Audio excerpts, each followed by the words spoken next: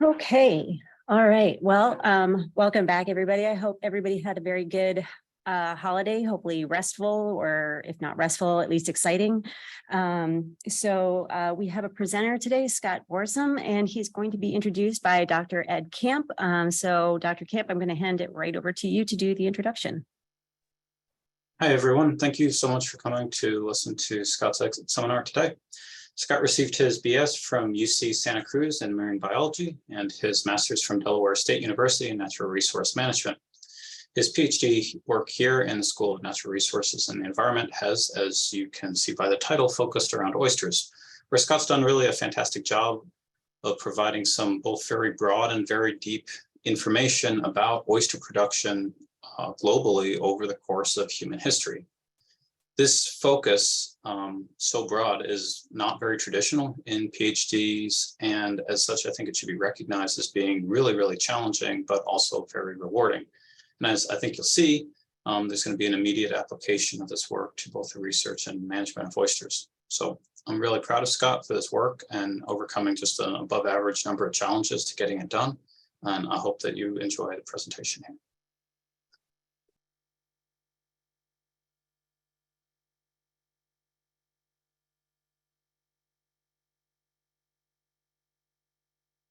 Second, Scott, I'm sorry, we can't actually hear you now. And we could, but now we can't. Can you hear me now? Yes. Sorry, I'm on dealing with some technical issues on two different devices, but thank you all for coming and listening to my talk today on what has been the accumulation of my dissertation defense work on the development of oyster resources of resource production and governance. And just a quick outline of where we're going to go. I'm going to give a brief overall introduction and then go each chapter.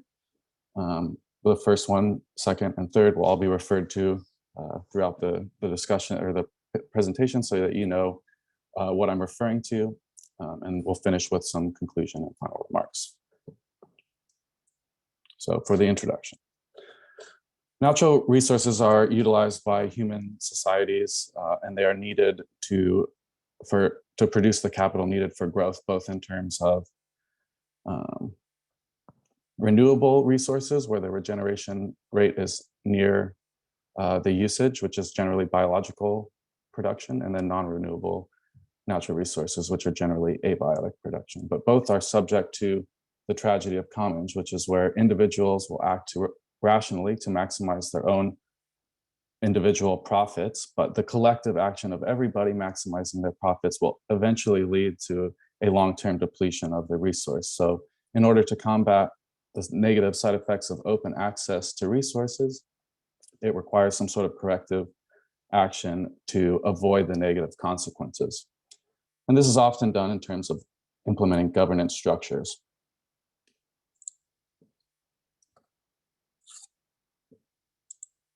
Let's see, click to the next slide. But fisheries resource uses is one of the examples of where that humans depend on and is a renewable natural resource that's often associated with the tragedy of the commons and is relatively open access still today. And we have seen cycles of exploitation where resources are used and depleted and governance solutions are needed to meet these challenges. And when I refer to fisheries governance, it's the collective action of both the fisheries and the other fishery stakeholders and other secondary stakeholders, such as the coastal residents, as well as the governance agencies managing them. There, in general, are seafood production concerns, as overexploitation is a well-known problem with oyster or seafood production in general. Fisheries around the world are trending towards more overfished or more and more effort is being placed on these fisheries globally. And though there's been a stagnation of production from wild capture fisheries at a global level since the 1980s, where aquaculture has grown to meet those demands. Because there are sustainability concerns about the long-term use of seafood. But we have proven with strong capital and governance, or with large capital and strong governance, that using science-based decisions can recover production as well as implementing new technologies and innovation to promote better use of our resources. And there's been a blue revolution where aquaculture production has dramatically increased to account for the production yield stagnation in wild production fisheries, but the demands continue to grow globally. Invertebrate production has also been rising globally, and that is partly due to the overfishing of other fish species, and bivalve production globally has increased, and you can see largely due to aquaculture, and is a valuable aquaculture species. Oyster production systems have a long history of harvest around the globe. They're relatively well documented compared to other seafood systems. And because of their early use, governance was applied to them relatively early, as well as aquaculture relative to other seafood systems. So there's ongoing attempts to try to recover lost oyster production, both in terms of its ecological value, social value, and economic value, which you can see the myriad of benefits that a healthy, thriving oyster system provides. There are some unique aspects of oysters that make them an interesting system to study, because they occur in great abundance and they thrive in these coastal systems where freshwater meets saltwaters, and they form habitat within these estuary systems. They also don't move, unlike other fish. They are relatively easy to observe and control, although it can be more challenging than you would think. And they also are easy to transport because they're in a shell. They can survive for days out of water. And over the course of time, this has proven important for moving them around. So the research objectives of this study were to summarize the global development of oyster governance as it relates to oyster history production, and try to understand how humans have responded to scarcity events throughout the course of history and around the world. We also want to define the current status of the oyster production and consumption markets globally, and use both of these to evaluate the production and governance of a region currently experiencing production challenges, where fisheries production is declining, aquaculture production is beginning to increase due to changes in governance in our own backyard here in the Gulf of Mexico. So for the first chapter, we'll dive into the history of oyster governance production. Oyster reefs around the world are considered functionally extinct in many places, and estimates of over 85% of the oyster reef area has decreased since over the course of time. This is all due to a myriad of effects, such as overharvest, coastal development of their habitat, altering the water quality and the use of fresh water, as well as disease. And while we have a good understanding of the decline of oyster reef area, we don't have a good understanding of how humans have responded to this decline and trying to prevent it. So that's what we will do with this research. Previous research has found a strong connection to humans and the decline of oysters. This research shows the collapse of individual bays, the estimated collapse of individual bays relative to their initial human starting point. So there's a linear expansion along the coast and a successive collapse of estuaries along the coast as humans expand further and further out along the coast. So do the depletion of oyster reef estuaries.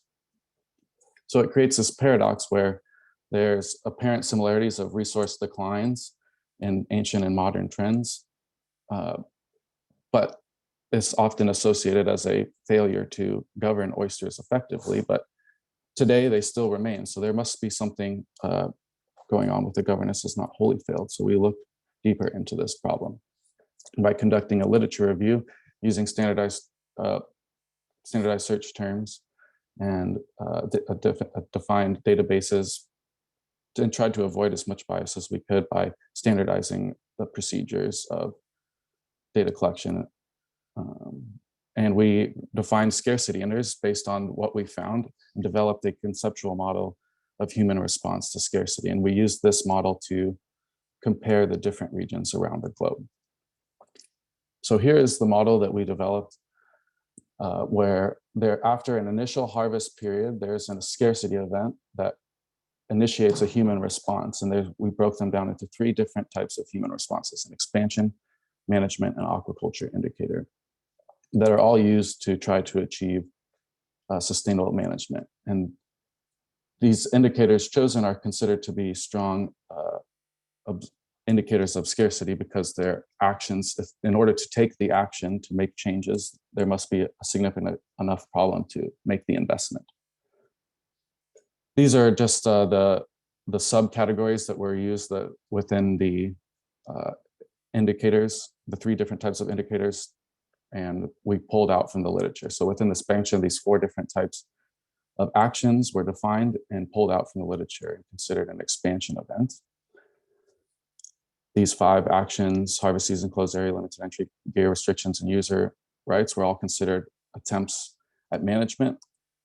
And all of these actions here listed were considered attempts at aquaculture, where there was an attempt to enhance the productivity beyond its natural capacity. And we went into each different continent or region and did their history. So the ancient Mediterranean was the oldest region that was harvested, and there was evidence of expansion and harvest up throughout the Mediterranean into the European area, or into the northern European area. And there also aquaculture practices developed relatively early through the movement and transplantation of oysters. As the Mediterranean depleted, the harvest shifted north towards the Atlantic portion in the English Channel. And a suite of management actions were implemented to protect the oysters, such as implementing user rights and giving exclusive access to individual harvest reefs. And as technology increased, expansion offshore depleted deep sea oyster reefs, and aquaculture began to occur using non-native species in the 1900s as the native species collapsed, and using spat collectors to try to capture the wild larvae that sets. There's limited historical information on the continent of Asia, but there was early signs of aquaculture using sticks and other methods to capture seed. And they started doing aquaculture intensively by the early 1950s and 60s, and today remain the largest aquaculture producing region. North America was used prior to the colonization, and there's signs that even the early indigenous people were impacting the size structure of oysters, with size decreases seen over time. In the Northeast area, we see early attempts to intervene with management that ultimately lead to larger periods of trade and transplanting oysters, and production declines. In the Gulf Coast, we see similar things, but it happens much later in the 1960s. And there's more recent production declines, whereas on the West Coast, there was a rapid overuse because of the absence of management and introduction of the non-native species. As the native species declined, in aquaculture has become the only way to produce oysters in that region. While there's not as much information on the other continents, such as Africa, South America, and Australia, they are more recently subject to harvest pressures. And we do see them more rapidly adopting management interventions that were developed in other countries, and a faster transition to aquaculture practices than previously seen. This graphic kind of shows the summary of all of those management indicators across the different continents, and the different shades show how they increase over time. So as it goes darker, more and more indicators within each section is defined. So from this, we see that expansion was the easiest way to alleviate scarcity, and that means that you can just spread out to farther and farther distances or trade. And this leads to widespread reef exploitation. But what we do see is management and governance being largely ineffective at preventing the declines, but is still necessary to recover oyster production. But enforcement remains a difficult challenge. And then aquaculture also predates management and can be used to recover aquaculture production.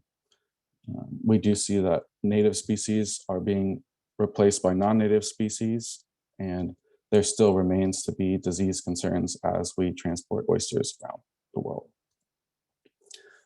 So in summary, this work expands upon the previous work, but adds this human dimension in response to oyster scarcity and provides global context to oyster production challenges and governance challenges. Aquaculture is needed to grow production, but there is potential for oysters to achieve a triple bottom line production, so where social, economic, and environmental goals can be achieved. So for chapter 2, we looked more into this aquaculture indicator to see how it is progressing at the global level and the consumption markets. So again, oyster aquaculture has existed for a very long time. The earliest forms were found in the Roman times, where oysters were transported into these nearshore lakes. And there's been a rapid rise globally since the 1950s as technology advances and wild oyster production remains stagnant. But there's a lack of review of oyster aquaculture production and some consumption at the global scale. So we did that by looking at the aquaculture production challenges. So stocks are in their environmental condition and subject to the quality of the water. So if the water quality is poor, then the oysters are going to struggle. They have introduced non-native species as native species have been overharvested, and disease and parasite outbreaks have been common as species are moved around and introduced into new areas. So to find data on the production and trade around the world, we use the FAO query system to retrieve both the production and trade data to help summarize the markets, and supplemented each region with literature review to provide context to the markets. So our results are overwhelmingly show that China is leading this production trend, but it is useful to look at the production market without China. As you see, some of the countries are beginning to increase production, but in general remain relatively stagnant over the course of the time series. Oops. And the price per unit value for each country is shown here, where France has the highest price per unit value, where oysters there are valued more per unit value of weight relative to other countries. China is the largest producer of oysters worldwide, and they have a number of different species and methods. They use a very high intensity production method that's mostly based on hatchery production or nearshore spawning the ponds. They use long-line rafts as pictured above, and a mechanized processing method to increase the production time. They also have proven the ability to reach the capacity of estuaries and actually use modeling to understand the food web dynamics, or the food availability of estuaries, because they're consuming so much of the phytoplankton that it's causing oysters to starve, because there's so many of them. But most of their product remains processed for canning or shucking markets and remains domestic. France is the largest European producer of oysters, but historically they have over-harvested their oysters and had issues, their native species, and have had issues with disease continuously. And now they rely on seed collection for the native species that has become naturalized, in addition to 15 to 20% of the seed coming from hatcheries. And there's a strong domestic demand for these oysters, and they're also typically grown for the half-shell market. And as we saw, they fetch a high value price per weight. The United States is the largest producer in North America, and they also target primarily the raw market product because it is in higher demand domestically and also gets a higher price. There's opportunities for growth in the aquaculture industry because historically the productive fisheries are declining, and aquaculture can relieve that pressure, but there is a lot of opposition for coastal access and water use. Most of the production, we have to import production to meet the local demand because the US is not able to meet its local demand, coming from mostly Canada and also Mexico. South Korea is the second largest producer and also has a highly intensified production system, and they use these off-bottom long lines as well, but have had many of the same issues with water quality, nutrient pollution, and overstocking that China has had, and also target the same type of shucked canning markets.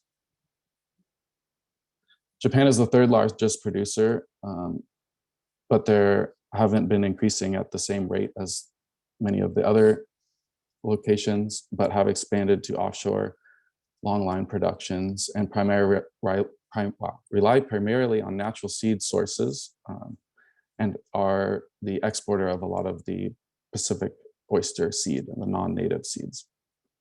But they have also had experienced recent issues with the tsunami and water quality. So there are two clear types of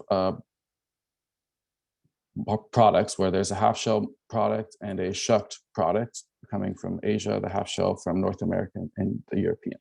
Most of the Asian product can be met domestically by their aquaculture processes, but globally, the half-shell trade is limited, partially due to an embargo between the US and the EU that is being lifted, and local supplies being unable to meet local demand. So there's opportunity to grow to exploit this demand. So in summary, globally, oyster aquaculture is dominated by Asian producers.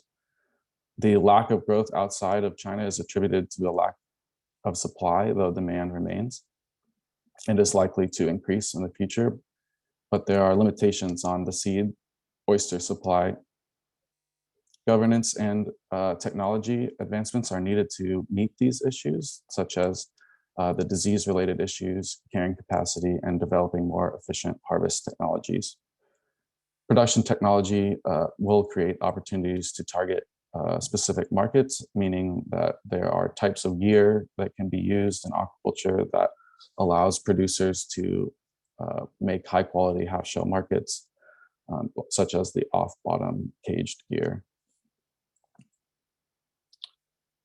So moving on to chapter 3, where we characterize the resource of a specific region in the Gulf of Mexico, building off of the previous 2 chapters, where we saw the global transition towards from wild fisheries toward aquaculture, and the rise of aquaculture and technologies to recover production.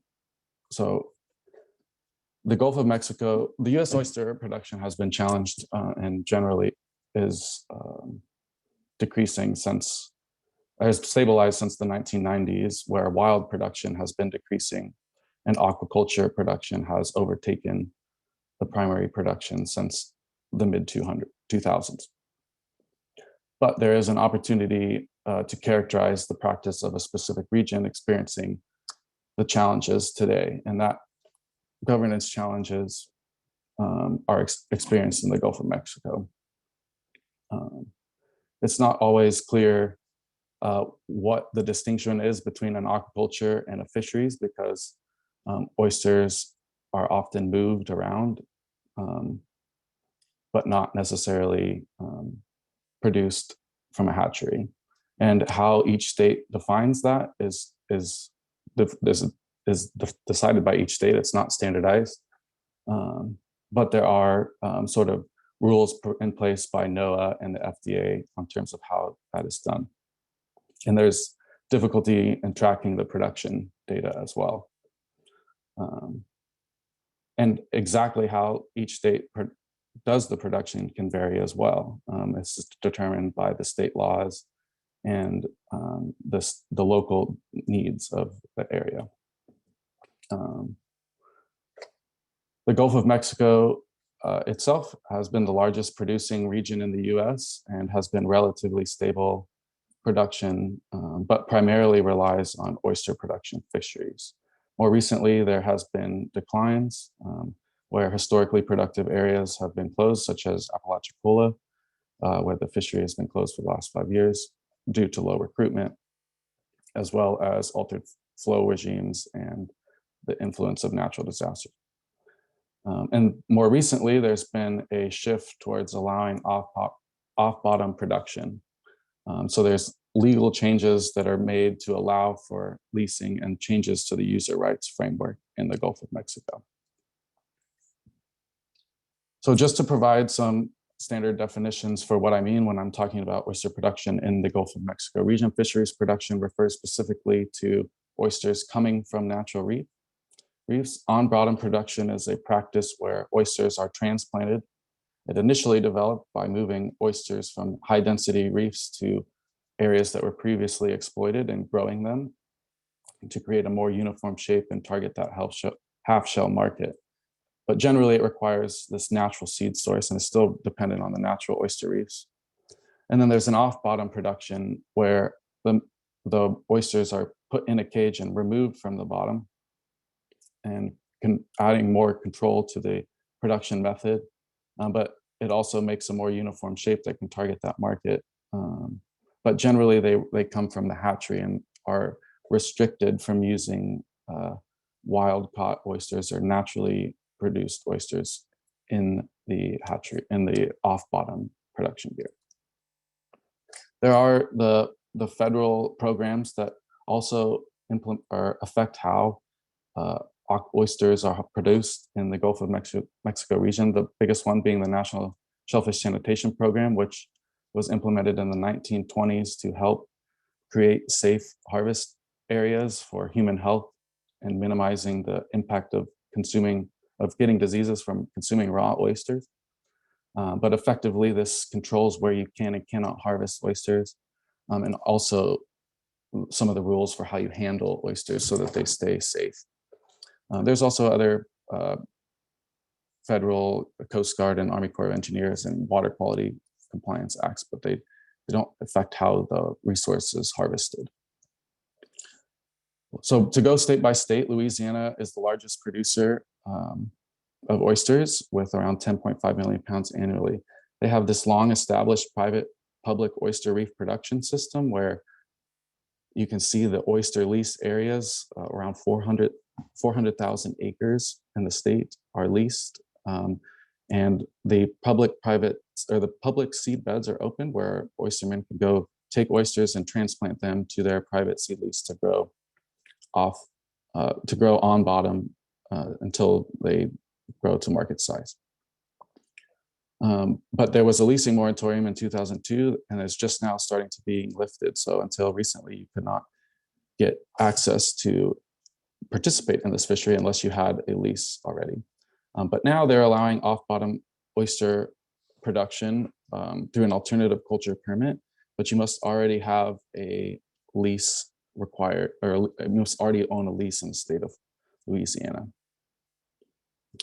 In Mississippi, the production has gone through boom and bust periods where it peaked in the 1940s, but was largely fished out, and a few reefs remain, allowing the state to implement a reef-based management where they've mapped all of their reefs and monitor and manage them that way. But there's limited on-bottom aquaculture production. There has been relay production, which is moving oysters from areas that are closed to harvest for human health reasons to areas where they can be harvested, and they're left to filter for 2 weeks so that they can clean themselves out and then be harvested. But off-bottom production has just started in this region in 2018 with the implementation of training program to help transition oystermen from wild oyster fishing to aquaculture by by giving them user rights to a specific area and teaching them how to become an oyster aquaculture man. In Alabama, they have also had issues with their oyster production where they've collapsed most of their reefs, partially due to pollution.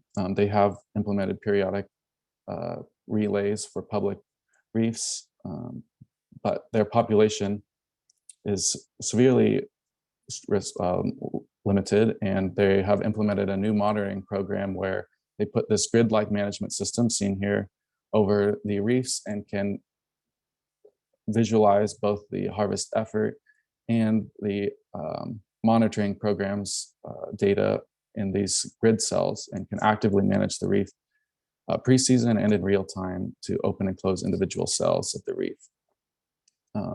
But they are only beginning to implement the off-bottom production of oysters as well.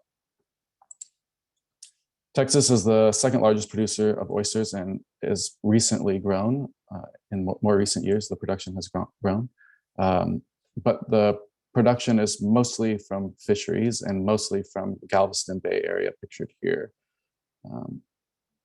They do an annual monitoring and spatial management, but there has been a leasing moratorium, a license moratorium in the area since 2005. So you cannot enter the fishery at all. And there is on-bottom production, but it's been highly controversial because of how the user rights were allocated to the individuals. And there's also a moratorium.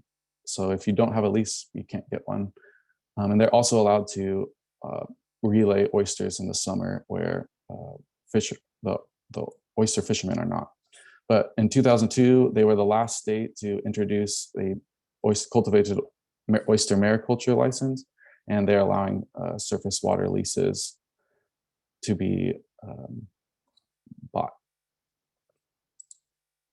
In Florida, the production has primarily come from Apalachicola Bay, but recent lows in recruitment and other things have resulted in the bay being closed for a 5-year period.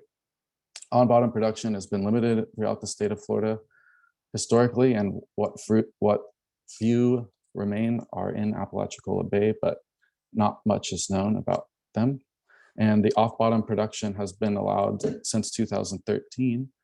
And Florida uses a pre-selected site system that was developed for their aquaculture clam, which makes the user rights system predetermined by the state and easy to find your site as well. So just to summarize each state, there's governance changes being made to allow for both production changes for the off-bottom production and the market demand for the half-shell oyster product that can be produced by these off-bottom culture methods. We see increasingly restrictive fisheries governance, as well as a move towards monitoring the fishery with independent fisheries monitoring. There's technical experience coming into the area to help teach people how to aquaculture and provide the seed for the seed needs for the aquaculture industry. But all the states have some sort of management that considers the oyster as a reef as opposed to an individual. This means having laws that try to accumulate reef structure over time so that it's not lost.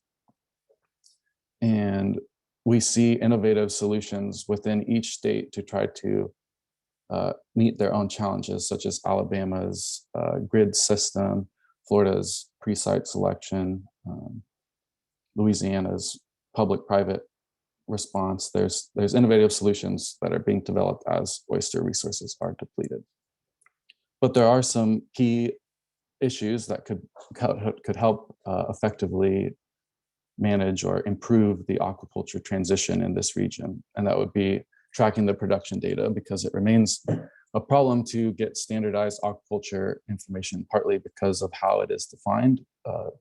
Different state agencies will report aquaculture production, which muddies the water and makes it difficult to understand what's truly happening in terms of oyster production and understanding the future industry trends and needs, as well as complicating the management. So there needs to be a way to streamline the data collection and reporting processes that I would argue could be leveraged using the National Shelf Risk Protection Program, which already implements standard protocols for human health and safety purposes, but doesn't really implement anything for standardizing the governance of oyster resources. So this would be allowing for that's summary of this is I characterized the current extent of the Gulf of Mexico oyster production and governance and highlighted some of the state-specific solutions to production challenges.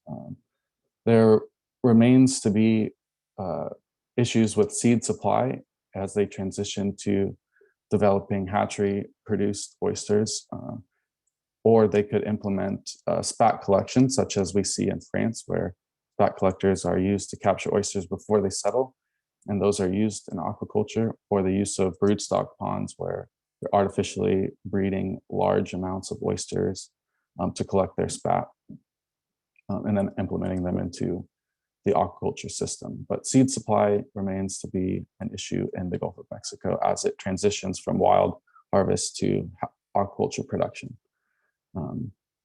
But again, there exists an opportunity to leverage the existing federal frameworks to help increase and standardize the reporting data so that we can better understand the needs of this area.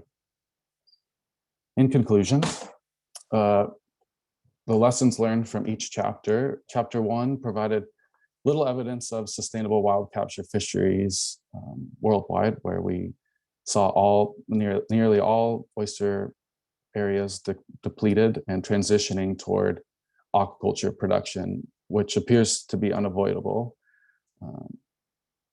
But it is necessarily still to have management and restoration approaches that value ecosystem services as opposed to their economic value to recover these wild oyster reefs, to help shift incentives towards recovery as opposed to continuing to harvest wild oysters.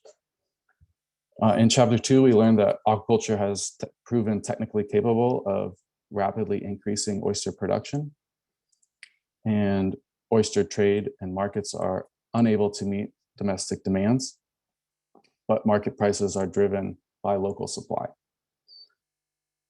And in chapter 3, all Gulf of Mexico states have transitioned from wild harvest to aquaculture, but inconsistencies between state data collection, reporting limits, and user rights limits the future investment of business opportunities for the area, as well as seed supplies and unpredictable regulations, creating future barriers to growth in the region. There are some key uncertainties, such as can these management actions that were previously used in exploited regions and seen in other places around the world be rapidly adopted elsewhere and then also sustained over time? And can China's aquaculture model be both sustained? It's only recently reached rapid or high levels of production, and then can it be replicated in other regions? We also need to make improvements to the long-term monitoring data quality and quantity to help understand what the future industry needs will be and how we can best prepare to support future aquaculture growth. The management implications are that sustainable fisheries likely require policies that place higher values on these ecosystem services, such as the filtration value of oysters, removing nitrogen from coastal systems, or the coastal protection from coastal erosion as they attenuate waves. And this can be also coupled with a movement towards ecosystem-based multi-species frameworks where oysters are considered as part of a healthy functioning ecosystem and habitat. Extant wild oyster fisheries should proactively act to prevent further reef decline and implement aquaculture practices as soon as possible. Aquaculture can recover and maintain oyster production independent from the natural population, which is important to recovering the populations globally. And it's unclear, unclear and shifting regulations create a risky business environment and limit investment into the aquaculture business, which is already an inherently risky business that is subject to the water quality of the area that you're in. But in general, a more precautionary and adaptive governance frameworks are needed so that changes can be more rapidly implemented and adjusted as data and more information comes clear. And just some final remarks as I close up my talk here. Oysters appear to be a leader of the marine aquaculture blue revolution, where they have positive effects on the ecosystem and they have limited food costs to the aquaculturemen and can grow rapidly and produce in large numbers. So there's opportunity for future growths given the improvements in the technological capacity to farm, grow oysters. And we're still unable to meet the market demands that are likely to continue to grow. Some of these key barriers to growth are simple classification of how the production is done and how it is reported. The shifting regulations creates a big problem for future growths as people can't rely on conditions to remain stable. And consistent seed supply remains a huge problem as hatcheries are still subject to crashes and disease outbreaks as well, continue to be a problem globally. Some regions are dealing with diseases right now, such as France and Australia, as oysters are, as non-invasive or as non-native species are spread throughout the world to try to meet some of the aquaculture challenges. And with that, I will take any other questions or comments that you guys may have.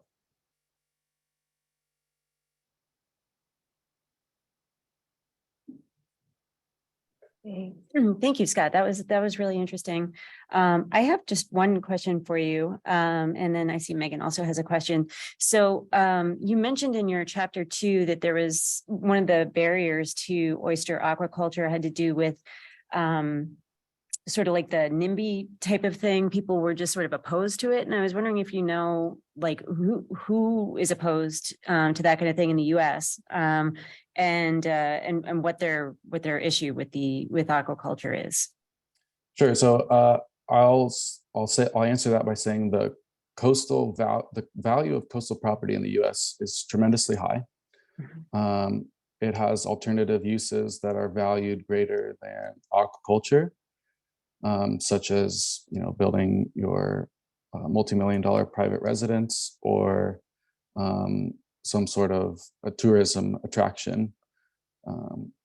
So that is part of the opposition inherently. And then the other part of it is people just don't want a view obstruction in their personal backyard. They like the ocean to be, appear to be a pristine environment and not inhibit their view in any way. So a lot of times what you'll see is people are not fundamentally opposed to aquaculture, and they think it's a good idea, specifically oyster aquaculture, but they just don't want it in their backyard. They just don't want to be able to affect them.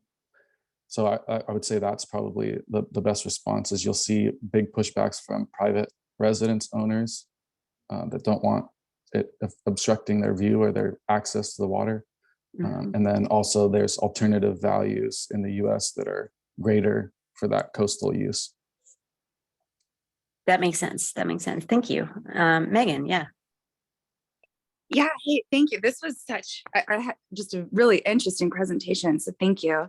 So I am curious, when you're talking about where there where these oyster reefs are located, and that they can adjust, where they'll be, that there's historic reefs that might have declining populations of native oysters, that now they'll, adjust what species are grown in more abundance. So I'm curious if in all these changes, the historic reef areas where there's been native oyster species, have you seen any like prioritization of those areas for native oyster reefs, like a reserve almost, or are those historic areas being kind of prioritized for great locations for aquaculture? So I guess really just how native oysters species and reefs and areas, how they're being, I guess, leveled against the economic drivers for oysters.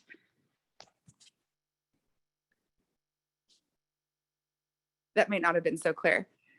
I'll take a stab at it. I think Thanks. I understand exactly what you're trying to get at. Great. So just, I guess, for some context, the introduction of an invasive or non-native species is a significant one. It's a desperate attempt by these nations to continue to produce oysters. For our local oyster in the Gulf Coast and the East Coast, it is the native oyster. And I doubt that they will allow the importation of the Pacific oyster to this region, mostly because there isn't a strong need. The native oyster on the East Coast, the Eastern oyster, does relatively well still.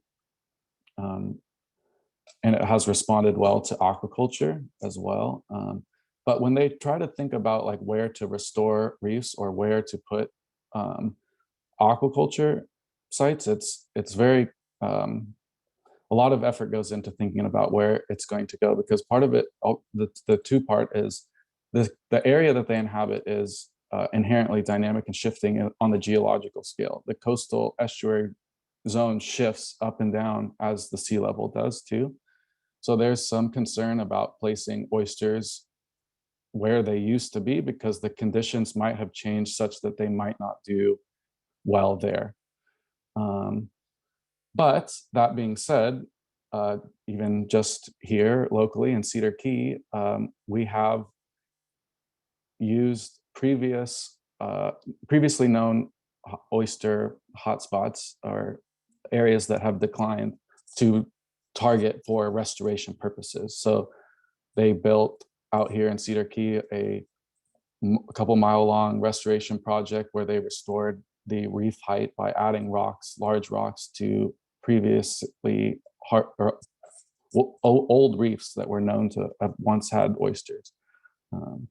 So yes and no, I guess, is the answer. And a lot of times there isn't kind of like a one kind of shot solution for these problems. They're very individual based from a specific location. So some places might have one problem that would be different in another, and the solution that you offer wouldn't work in both of them. So basically you need to think about it. It is something that the scientists think a lot about, and the best way to do it is like with like habitat modeling or trying to understand where they might best survive today. I hope that answers your question. Yeah, you actually kind of help articulate my question in answering that. So thank you very much. Any other questions? We've got just a minute. Any other questions on Zoom? Yes. Hello, Scott. Thank you. Is it okay? Mm-hmm. Do you hear me? I think Okay. it should Just okay. Just we know something about like all the social economic impacts about like aquaculture, and you've mentioned like the non-native species that sometimes it also comes together with that depending on the context. I was just wondering if you have find something about for example, local different, not about non-native species, but I mean local or other kind of impacts? For example, changing in the luminosity. Are there other kinds of studies that like can locally understand probably the impacts of like large scale aquaculture of oysters? Maybe like these secondary compounds that doesn't allow another species to something like that. I'm not sure I totally follow exactly what your question is. Are you asking like how, like, are there other invasive species that come in with the non-native species? Because that's been a problem, like introducing predators of oysters that aren't native to the region. So like oysters themselves, on top of them, there's a lot of different things. There's blister worms, there's mud worms, there's limpets, there's oyster drills that that when you transported them to a different system also became a problem. Ghost shrimp is a big problem right now. In terms of, I'm not sure if that answers your question, but another, I guess maybe the other thing I was thinking is like, how does a state or local region decide to bring in a non-native oyster? And there has been some research, I know specifically in the Chesapeake, where they've considered bringing in a non-native species, but there was a lot of good research done to suggest that might cause more economic issues because of the pest species and concerns about competition with native species. But I'm not sure if that was the question you were asking.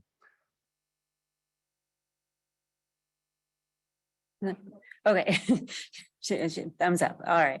All right. Well, thank you very much, Scott. Thank you, everybody. If anybody has questions for me, if you have questions for Scott, his information is on the flyer. If you have questions for me, you know where to get and find me. Otherwise, I will see you guys all next week. Thank you very much. And thanks, Dr. Camp, for being here as well. Thank you all. Thank you.